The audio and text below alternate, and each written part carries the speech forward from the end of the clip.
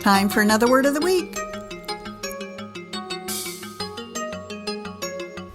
Today's word is one you're probably not familiar with, but represents phrases you most likely have used many times. Adynaton. Adynaton is a noun, and its definition is a figure of speech taken to such an extreme that it indicates an impossibility.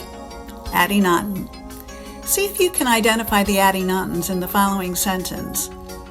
On this day when it's raining cats and dogs, I'm so hungry I could eat a horse, but that will only happen when pigs fly. What? Adynaton. I challenge you to use Adynaton in a sentence this week.